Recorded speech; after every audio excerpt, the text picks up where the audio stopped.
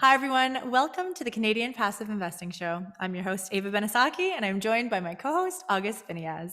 We have another incredible show for you today. Please like and subscribe as it helps us build our channel and allows us to keep bringing you great content and expert guest speakers. Of course, our mission is to empower investors to earn passive income through real estate investing. So we're really excited because we're joined by our good friend today, James Burron. A little bit about James. He has more than 25 years of experience in securities and financial products. James is the co-founder and president of Canadian Association of Alternative Strategies and Assets, which we happen to be a member of, and it's incredible. And we're going to be talking about a little bit about that today. Now, we believe this interview with James will bring great value to exempt market issuers looking to make their product available to both retail and institutional investors, and also retail investors looking to join an association which can educate them in the alternative investment space. So welcome our friend James. Welcome, James. Thank you. Very, very good. Very good. We got an AB, an AB, and a JB. So here we go. Yes, I love it. Yeah, you got my name perfectly. That's fantastic. I love it. Of course. You know what, James, why don't we just dive right into things? Tell us about your background and your start in the financial space. That would be great. Oh my. Well, you already said 25 years. So I guess 20, I could just get longer and longer. So I started out as an investment advisor at RBC, Dominion Securities, back when they were the biggest on the street. And I guess they still are. So did that for about 5 years. And it was really great because I got to see everything. Obviously, it was very public markets. I think I saw my first hedge fund, first kind of exempt offering in '98. It's going across the syndication desk. And I thought, oh, wow, this looks great. Like, how come people, oh, yeah, I can't buy that. I'm not a accredited investor. Little did I know that as a registered rep, even for 1 second, if you're a registered representative in Canada, you're considered accredited for life. So it's kind of neat. But and so we'll get into the rules and stuff about accredited. Obviously, you guys know them too. But it's it's an interesting way of looking at investors and what's appropriate or suitable for their portfolios. But we've got, I think we have a whole segment later on in that. But it's so I started off there and I found myself in Korea. My wife's Korean, so I ended up living there for 2 years and creating fund of hedge fund products and selling them through to the institutional investors. We did like the second trade in the country, which was kind of bizarre. So I guess in the land of the blind or something, but not quite that. But there weren't that many people doing hedge funds back in 2002, 2003, and even fewer in Asia. So that was really cool though, because I got to see another part of the world. I'd already visited various parts in Asia, which, as most people travel, you kind of go, wow, this is different. And Korea is not just, like say going to the Netherlands where people are tall and have a bit of an accent. Like the whole social order is different. So getting used to that was awesome. Originally from Vancouver, so love the West Coast / West Coast. I was born I lived on Vancouver Island for quite a while, and Vancouver. And I came back, went to Toronto, structured retail products and private equity real estate funds with ICICI Bank. They were setting up a Canadian operation, and then came out of there during the crisis. That was fun. So I was out of work for 2 years, but I'd already done my CAIA designation. And CAIA is a chartered alternative investment analyst, and it was fantastic. I mean, it's like CFA for alternatives. And then I ran, I was doing a lot of events for them, and then about 10 during 2010, kind of in rooms like this. I kind of actually 9 of them specifically in this room, but then with 𝗖𝗪 Canada, the person doing my job left, and they said, James, you could do this job. And I was like, yeah, and they're actually going to pay me. This is great, because the other one was pro bono. So I was at 𝗖𝗪 for 6-7 years and grew it from 66 members to 164, kind of like what we have at Casa, but very focused on hedge funds. And then when we started Casa with my colleague Caroline, so I'm co-founder, and she does all the stuff that makes us look good, but no one even gets to see her. So we thought we'd have a pan alternative: private equity, venture, real estate, lending, hedge funds, liquid alts, crypto assets. We have cat bonds. We have a wine fund. Yes. We have a lot of investors that are members, pension plans, single multifamily offices, broker dealers, service providers, even startup founders of fintechs and all that. So we kind of bring everybody into the fold. I think we have 320 members now. Wow. And we'll get into yeah, we got a lot. So just a few questions that came. Just can you describe what a hedge fund is? I mean, there's a term that's very common and people hear all the time. Hedge fund, what have you? Just describe it for people that might not know. And then also, when you say that you were involved in creating a hedge fund in Korea, talk to us about briefly about that as well, if you don't mind. Yeah, sure. I mean, hedge fund is kind of the anti-definition of what it is. And like, it's not a mutual fund or a prospectus fund, which is basically anybody can buy. Usually they're for richer folks like accredited investors or institutional investors. They use what we call LSD, leverage shorting derivatives, 2 or 3 of those. So they might buy $130 worth of stock with $100, and then they short or they sell stock they don't own for another $30 or $50, so that their market risk is lower than what you'd have in a typical index fund. And they're also using derivatives too. They don't have to actually use the physical stock. So that gets pretty complicated pretty fast. But really, it's something that has a different return stream from buying stocks and bonds. And they're usually compared to those two because those are the underlying investments. So it's not an actual different asset class. It's like they call it the strategies, there's about various strategies within that. And they're just using stocks and bonds and cash and derivatives as building blocks to create their trades. Entirely different from what we call like traditional alts, like real estate and private equity, where they're buying the equity of a company, or they're buying real estate, or they're doing some lending, which is pretty unidirectional. Okay, you got this bet on. Inside of it might be some leverage, but it's not as complicated as a hedge fund. And there's and then in Korea, we actually created fund of hedge funds. And so we had there were regulations that came out of the Korean government, and they had concentration limits, the number of funds per fund that we created. And long and short of it is we delivered very diversified baskets of these hedge funds to the Korean investors. And it was it sounds a lot more complicated when I say it that way, doesn't it? It's a tough part. That's why I like some of the other stuff that's like, okay, we're buying land, we're buying real estate, and you can kind of see the rents come in and that. But there's a whole lot going on there.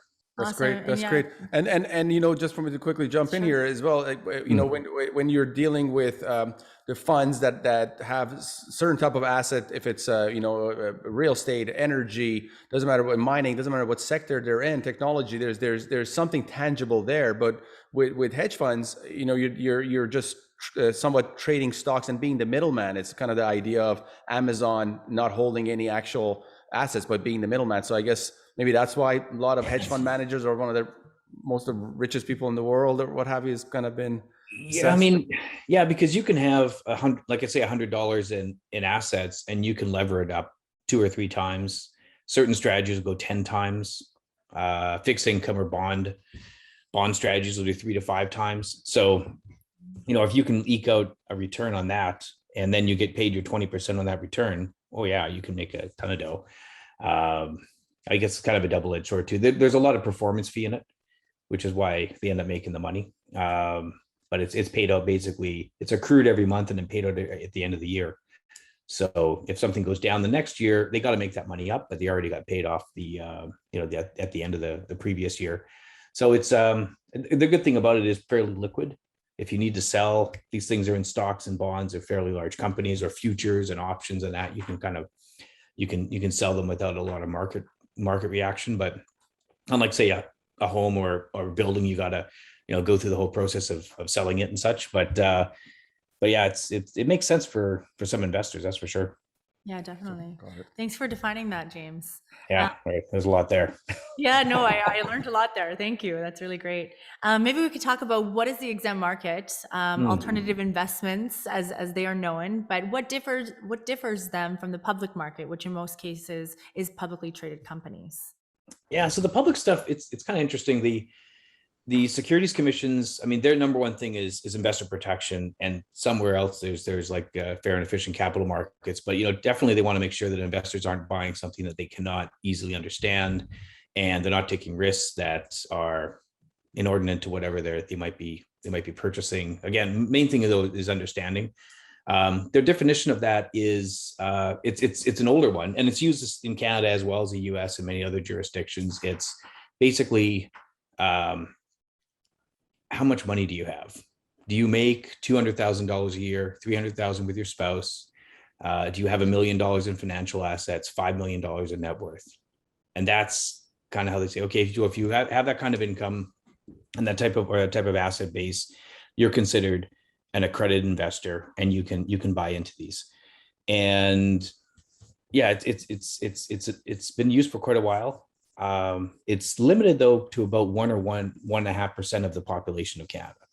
So that's the Ontario definition generally. I know there's different ones out west, like in BC. There's different exemptions under that, but it's like the hard and fast rule for the Ontario, and I think Quebec is you've got to have a fair bit of money behind you, which makes sense, like in the sense that if you lose this $30,000 or $100,000, okay, you can make it back in a year or so, or it's only 10% of your money. So what's the big deal?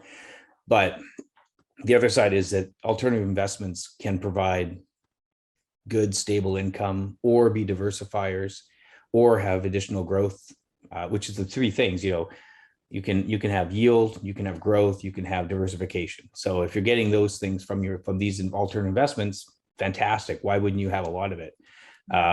Everything else, like any sort of stocks, are going to correlate with other stocks. They're going to move up and down together. Even international stocks and bonds have been moving together in a few crises lately. It used to be stocks go down, bonds go up. Now, not so much. So now what do? Bonds are at historically low rates. There's a thing like if rates go up, you lose money in your bonds. It's mathematical. You cannot go against that. You're going to lose money in your bonds. It's going to mature at whatever amount, but you're going to have a near-term drop in the price of your bond. So it is kind of weird that a lot of people don't have access to these. Now, we worked in the public market for about 6 years with mainly the Canadian Securities Administrators, the umbrella for all the securities commissions, to come up with the liquid alternatives. That's about $18-19 billion business now after 3 years. So out of the $1.5 trillion in mutual funds in Canada, it's a very small slice. But so that is giving some alternative for folks, but there's a lot more you can do there too. So yes, yeah, I'd like to have it. So I think registered reps like me, because we went through training at a broker and actually worked with clients and had to understand stuff, we probably do know enough to not be entirely dangerous. But I think there's other things like courses that people could take that would make sense versus having the income, because it's an easy measure, but it's probably not the most opportune or most apt in all cases. So yeah. My soapbox. No, for sure. One more item, kind of a positive or bonus, if you may, about the alternative space is the management team. A lot of times, the public market, you can't get on a call and call Elon Musk when you've invested in Tesla, but if you invest in the alternative space, you can get on a call and call 𝗖𝗽 Benesocky and say, hey, how's my investment going? What are the plans over here? So it's a much more intimate kind of a than the public market as well. Yeah, you're more emotionally attached, is what I. Yeah, and a lot of places too, like because Elon can't tweet about anything, and he's had some sanctions on that. And other people that have public companies, you can't just send stuff out there. But dealing in the private markets, that's exactly what it is. It's private, and you look at someone that's buying into a venture capital, like into a new company, a seed fund. Them and maybe 7 other people know about this company, but that's the deal. That's because they're buying into a new company, right? Yes. So it's interesting. You can have a lot of inefficiencies, which are ways to make money and produce alpha for the investors. Right. And James, just going back to what you said earlier, we use the accredited investor exemption to obviously raise capital from our investors. But I was just wondering, you mentioned registered reps are considered accredited investors. This is because of the knowledge that they have in the alternative investment space. So the Canadian Securities Commission verifies them as accredited because they're knowledgeable. Yeah, ostensibly, yeah. As long as it's with as a registered like a licensed advisor with an IROC shop. So the mutual funds, MFDA, that doesn't count, but the IROC ones. So there's 9,000 advisors out there.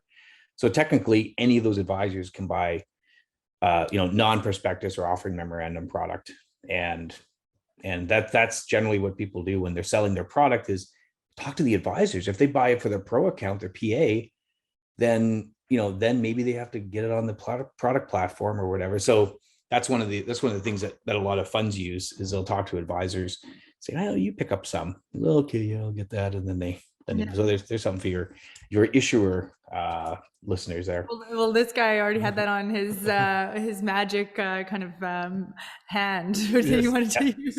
Strategies for sure. They're considered pros. So okay. Right on, James. Thanks for sharing that. Yeah, no, for sure. Thanks for the golden nugget. Now you're the president of the Canadian Association of Alternative Strategies and Assets. We just say Casa, which the Texans love, because it's like, my house is named Casa, so it's great. So if you could please go in detail, what does Casa do, and tell us all about it, please. Yeah, so we say we've been going for almost 4 years, 300 odd members. 20% are non-Canadian. So some members, especially a lot of the funds, the bigger funds, they're like, and especially during COVID, I think 20 or 25 of them came on during COVID. They're like, well, we're not going to get people in a room like this and tell them what we're doing. So you guys have conferences, right? So we do a lot of conferences. We do 6 conferences a year. We have one-on-one meetings. We don't curate them. We just say, if you want to meet somebody, great. You reach out to August and he says, yeah, I'm not into that. Okay. Meet out to Ava. Oh yeah, I'm into it. Okay. 20 minutes. It used to be, we've used this system for 5 years before COVID. You have to say, where's August? Oh, he's the guy in the beard over there. There's like 5 guys with beards. Like, how do this way, it just shows up on Zoom. So it's fantastic. And then, people can message and get a hold of each other. So it's not the same as being in a room together, but we try to make that. And then we do, we do one for investment advisors, one for family offices, a couple more institutional, one that's crypto, digital assets, and another one that's PE venture. So we got these 6 that happen throughout the year. And then next year we'll do them in Toronto, Vancouver, Montreal. And one of them will continue to be on digitally, but that's our thing. And we do some stuff, like I say, with the regulators. There's not as much to do in some of the exempted space, like private equity and venture. It's actually been kind of quiet lately on that front, but our thing is kind of being a concierge, someone that wants to sell like in Ontario. And I'm used to the BC stuff. What happens in Ontario, or a foreign manager coming in? I want to sell into Canada. What do I do? And I just met with a major manager actually a couple of weeks ago in Dubai, and I'm like, you're asking me how to get into Canada? I can't believe this. But that was amazing. First person to ask, though. You're probably the best person to ask, in my opinion. We also run quite a few sessions for managers starting out. So setting up your fund, the regulatory requirements, compliance and operations, sales, getting on product shelves, different channels, different target markets. You have to have that pretty well defined, instead of putting up your shingle and saying, yeah, I'm a portfolio manager, or I have this real estate fund. Well, who are you selling it to? Anyone? No. That doesn't work like that. You got to kind of define these things, as you guys know. So absolutely. So what was the idea to start the Casa? Like I say, Caroline and I, we came out of 𝗖𝗽, and we just wanted to do something that was a lot more broad. Investors typically don't go to hedge fund conferences. They don't go to crypto conferences. They don't go to, but when they come to our family office summit or some of the other conferences, they get to see everything. Like, we have a liquid alts lunch, we have a blockchain breakfast, we have, a panel on real estate, panel on lending, a panel on credit strategies, and they get to see, like I say, a lot of stuff in a few hours or a couple of days that they wouldn't necessarily go and seek out. But that's the cool thing about it. They get to see everything in one place. And we don't give out their emails and phone numbers and stuff unless they're listed in our directory. That's fair game, obviously. But they like that because they're kind of used to people going to a conference and then getting bombarded by an email. I'm like, yeah, if that happens to you, you tell me, because the list doesn't get out. The list doesn't get out. No, that's really great. It's a place for them to come and it's a safe place. Yeah. It's a safe place. Yeah. That's awesome. Now, James, maybe tell us about the relationships you've cultivated with fund managers, like these powerful individuals, who in some cases have access to billions of dollars in equity. Yeah. There's quite a few of those guys. Well, a lot of it's been usually some sort of need, like they're looking to tap into either to Canada, like some of them are multi-billion or hundreds of billions. And they're like, okay, so how do I get at, say, the family office market? And I'll be like, there's no list. there's a few groups. It's not like the States. There aren't that many. And a lot of them up in Canada, I think, are a lot more quiet, or maybe they're just not the quantum, so it's difficult to see them. And then the best thing is to sell by not selling. Like, this is the kind of stuff that we look at, or this maybe, so for example, it's a real estate. So here are the things that we've been seeing at purchasing, or something that's kind of tangential to whatever might be going on. And for a lot of them, that kind of rings true. We also don't have any paid speaking slots. So we're like, just education, anything that's on the website, any of your returns, don't bother. It's going to change anyways by the time they see this. So, we focus on the type of investment and how it works, whether it's passive income or cryptocurrency and such. Just try to explain it to people so people can understand it. And then they'll ask for more info. If they do, fantastic. If they don't, then okay, that's just how it goes, man. Got it. And just for me to ask a follow-up question about that relationship that you have in place with fund managers now, fund managers who have access to billions of dollars of equity, but also fund managers on a smaller scale. But that relationship, do you like have conversations with them, get their perspective on the market or their view about what's happening or predictions? How is that relationship? If you can kind of tell us within that space that you're in, because it's a cool kind of space to be in. Yeah, I'm pretty high level. Like, I don't really like the market stuff. It always changes so much too. Like, I like say I started out as a broker, so we'd always have the mutual fund guys coming through and saying what's going on, and I'm like, man, you're as wrong as you are right. And I've statistically the best forecast is last month or last period or whatever it was. That's not some wild stuff, but yeah. So we really don't, like, when they do the talks, they go into that. But when I'm talking to them, it's more like, how should I structure my fund? Who can I sell to? Who should I sell through? Should I have an offshore fund? How much yield do people want? What kind of fees I've actually told one chap who's starting a fund, doing pretty well now, that their fees were too low. I'm like, people are going to wonder, are you going to be in business next year? Like, if you can need $1 billion to make any real money here, man. So, you should be viable at 200 million. So that kind of stuff is, so yeah, it's kind of more macro. We've seen a lot of, we've probably 30 or so real estate folks, another 20 that are doing lending, some that do a mix of equity and lending.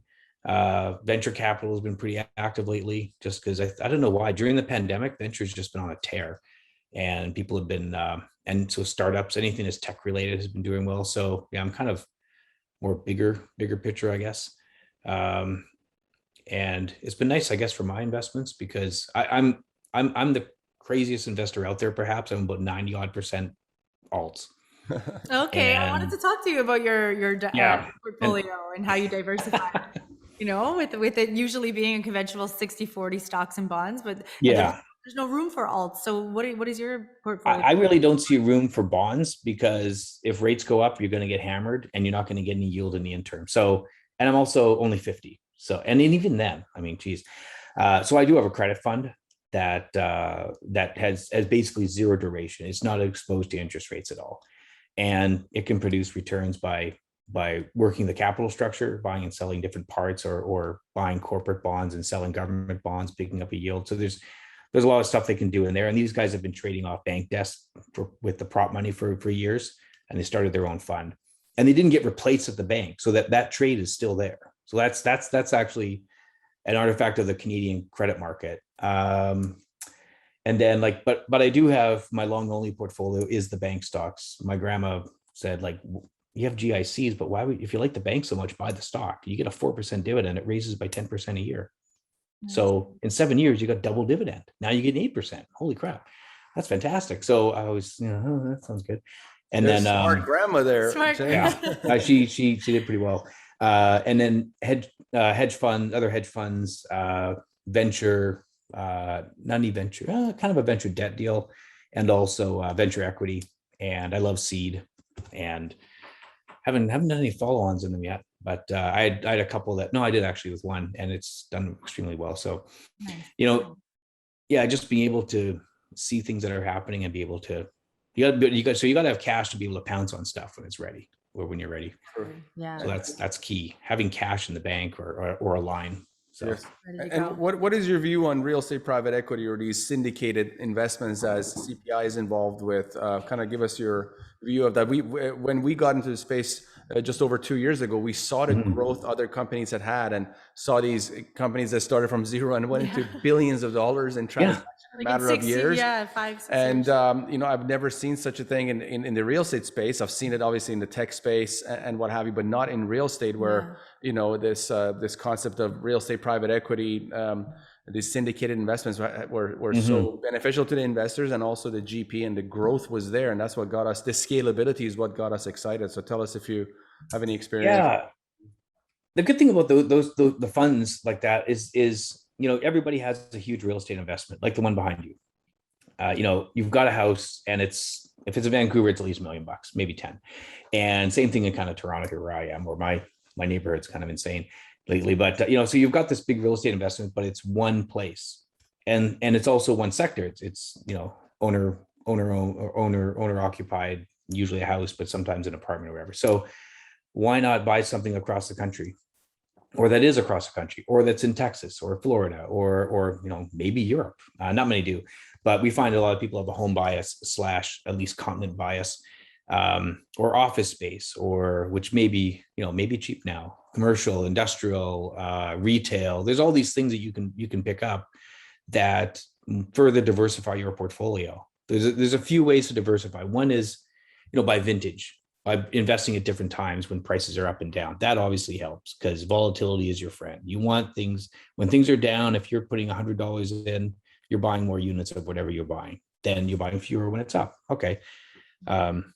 Different geographies have different demographic trends, and they'll drive returns in different ways, different sectors. I mean, even just within the subclass of real estate, there's about 4 or 5 different sectors that you can be in. So diversifying amongst those just allows you to get a more stable glide path upwards. I mean, you can always hit it right and triple your money in 5 years, like I did in one house, but buying off plans and taking a risk. But at the end of the day, if it's your retirement plan, if you probably don't want it to drop by half, especially 5 years before or 5 years after retirement, that's your tough time. That's when you want to have things really stable, because you lose a third of your money 2 years before you retire. You won't be retiring in 2 years. Maybe it's like another 7. You're like, oh, great, this is fantastic. So yeah, and in real estate, the joke is it's still dated. You're not going to have this stuff priced every day, which is fantastic. And I almost say even better if it's in a fund where you can't get at it, you can't sell, because then if it goes down, you can't blow it out and take the loss. So it's able to do the things that you need it to do. So there's open-ended and closed-ended structures, and each have their pluses and minuses. But if you can stand to have something in there for a while, why not just actually have it in there for a while? It's already in a retirement plan usually, so Yes. it's not like I'm going to blow out my RSP tomorrow to buy licorice with it or something. Like what I got money in there, right? For sure. Everybody thinks they need this liquidity, but they probably don't. Yes. With our structure, it's the project specific structure. It's our term is 3 to 5 years that we plan for. So that's what you should be buying equities for too, except you can sell it the next day or the 20 minutes later. But if you can't sell it, then I just think that kind of, I shouldn't say it saves people from themselves, but it kind of does, because Very true. Very true. Very good points, James. But you keep some money for liquidity, so you have that, so you don't have to do that kind of stuff. Right. Yeah, Absolutely. Exactly. And cash flow is very important in these investments. Preferred returns is another. Oh yeah, preferred returns, James. I'm sure you've heard about that. Yeah. Great. Yeah, that's all good from the alignment of interest too. I mean, the more money that goes to the investor before the issuer gets paid, that just means they've got to have a better deal to make their money on the back end. And that just alignment of interest is really important, because if they pull everything out of the front, okay, guess what? There could be some moral hazard between the investor and the issuer. So yeah, Exactly. James knows where it's at. He's Yes. yeah. I've seen a few blow ups. Yeah, in my life. First one was like 97. Yes. Yes, no, for sure. And 2008. But the great thing about the space we're in is that so many other great companies have paved the road for us. And when we started, we could just see, hey, how can we just make this a bit better? If they do annual distributions, let's do monthly distributions. If they don't offer preferred returns, let's offer preferred returns. If they're not in as many regions as we want to be in, let's be in more regions, across the US. Totally. So that was kind of the Yeah. idea for us. But again, Yeah. God gave you eyes, plagiarize. Like, if there's a good idea there, it's financial markets. There's no trademark here. Yeah, I love it. Well said. All right, Great, James. awesome. Drum roll. I could speak to James all day long, but speak to him all now we've concluded this section of our show, and So now we're on to the 10 championship rounds to financial freedom, James. So whatever Holy comes moly. top of mind. Am I the only contestant though? So I guess I win, or you I definitely love win. it. All right, James, who is the most influential person in your life? yeah, there's been quite a few. There's, it's kind of, it seems like it should be small, but, and most people say their dad or like my wife's a pretty big deal too, and that, but there's a guy who was at the, at SFU, we did a career panel, David Williams, 𝗖𝗣𝗶𝗁 the institutional equity sales guy. And somebody couldn't make it. And I said, oh, gee, I guess, he got busy and couldn't make it out to this thing. And he goes, oh no, he should be there. He should be here. He said he's going to be here. And I'm like, holy man. So that kind of like being accountable, was kind of pounding me into the way back then when I was in school. You always had it too, but it was just kind of neat to see someone who had been in the business for about 20 or 30 years be like that. And he had a thriving business and he's still there. He's still in the chair. No, he cannot be dethroned. So yeah, so little things like that stick in my head. So David Williams was really cool. I really liked how he had a view, and there's a lot of other stuff he said too, but David Amazing. Williams. Okay, all right, cool. There we Great. go. James, what is the number 1 book you'd recommend? yeah, I haven't read any for a while, but it's terrible. But one of the ones I really liked is Atlas Shrugged by Ayn Rand. So some people kind of deride her because she was like, capitalism is the only thing, you shouldn't be charitable. I'm not totally into that, but the idea is who is John Galt? Like you've got to have incentives for people to build businesses and to take risk. And if they don't have incentives, then maybe they just stop taking risk. So having something that's entirely sanitized doesn't make a lot of sense to me. Like you've got to have, it's not a startup, which Casa very much was, especially a couple of years ago, unless you're terrified every once in a while. Like, oh my God, is this going to work? And then that makes you just work a lot harder. And if you're not, that means you're not going far. You're not pushing hard enough. Like you're not doing enough here. So that kind of stuff really resonated with me. So we're only on number 2, but okay, sorry, I'll let you go. No, that's really cool. I like what you said there. No, we love it. Yeah, Take your time. Error. James, if you had the opportunity to travel back in time, what advice would you give your younger self? Oh my God, I've thought about this actually. I don't know. I never really. I guess to embrace it more, because sometimes you're in a situation and you're doing a job or whatever somewhere, and you're like, this kind of sucks. Like, what's going on here? And then look back and go, wow, that was actually a really good learning experience. You never really know it when you're in the experience, of course, but I think to have earlier a bit more level head, and instead of getting, I don't know, maybe that's just me. As you get older, you get more mellow, but and you start realizing the things that you were forced to figure out, whether you liked it or not. So I really like that. That's really good. Another really good answer. What's the best investment you've ever made? Oh, okay. Here's one. I was kind of saving this for my 50th anniversary. So I was on the phone with a guy when I was a broker, and he said the best investment I made was, and I was like, oh, what's it going to be? Gold? Is it going to be the stock, or what? He goes, marrying my wife. And I thought, what the heck is this? But yeah, it's really true. So it's those long-term investments. And Warren Buffett says the key to a good investment and a good marriage is low expectations. So, but I guess she had them. But so it's just the kind of investment where you just keep on keeping on, and it just keeps on working for you. So really nice. That's a non-answer maybe, but it'll make my wife. It is an answer. It is a common. Actually, it's a common answer we get on the show. Really, It's really nice. Now, what's the that worst? means most guys are afraid of their wives. So as well, you should be. That's all you should be. Yeah. There you go. James, what's the worst investment you've ever made? Worst investment. Yeah. Just throw When I was some a issuers broker, under the bus, maybe No. over here. No. when I was a broker, I did on a whim, we did these like cassettes that you would send out to people to talk about what you're doing, and that was probably a total waste of money. And so after that, I was like, man, people just want to talk to you, not some cassettes. I mean, obviously this is different because we can see each other and all that kind of stuff and reach out to, but it's yeah, it was more like a get to it quick sort of thing, which doesn't work. So you got to put in the time. You got to actually talk to people. Like back in those days, I started the day after my 24th birthday. So it was like, hello, would you like to talk about your RSP? Like, come on, just learn how to talk. But that's kind of what you got to do. And that at the end of the day is what builds trust. And that's what builds everything. And it also builds your confidence in what you're doing and your ability to do it. So those all come together versus. Well said. Well said. Well said, James. Now, next question. How much would you need in the bank to retire today? What's your number? Probably about 2 mil at 5%, 100. I mean, I'm 50, so I'm going to need, and I mean, depends how much of that is say income producing that would increase. And so if it was all in bonds at 5%, we won't even get 5% in bonds, So, or if it's, now people are like, how much is in Bitcoin? Because, you're going to need that in 20 years or whatever. So yeah, 2 mil, but I'd probably just keep going because especially with Casa. I mean, who needs to retire when they love it? It's so fun. You're having fun anyways. Yeah, you're for having sure. fun. I love that. Now, if you could have dinner with someone dead or alive, who would it be? I don't want to eat dinner with anybody dead, but okay. Okay. Who would I want to have dinner with?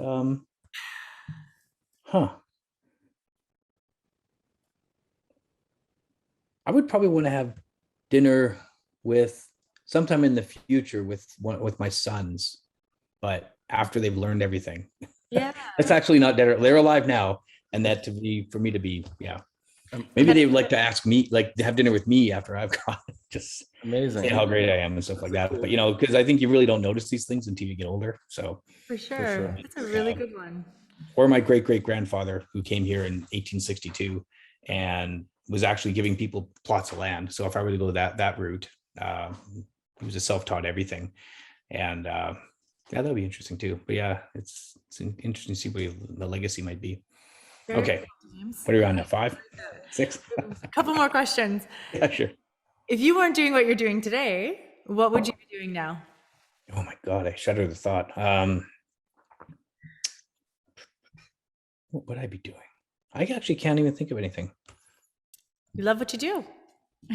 Yeah. It's like the apex of my career already. But I think when I went to jobs earlier, like at DS and places like, I mean, there's a guy there who's still a broker, 50 years of being a broker. He'd been one as long as I'd been alive back then too. And I was like, yeah, I could do that. But then, things go through cycles and growth and such. But now it's like, yeah, we're at a kind of a nice steady growth state. So yeah, no regrets. No regrets. Now, James, book smarts or street smarts? I'm leaning toward the street. I mean, you need the book because you need to know how things work. Like my son's going through economics now, and so he's actually learning how things work from the book side. But we were both in Dubai a couple of weeks ago, and he saw his first big speaker was Nouriel Roubini, and then we met with Mark Mobius and all this stuff, and he was like, I know you don't know who these guys are, but yeah, he says these guys are wild. So but a year or two ago he couldn't have understood what they were talking about. Now he can kind of say, wow, okay, I see how this kind of fits in. So you need a bit of both, but I'm probably like 60% street smarts because there's a lot on the street.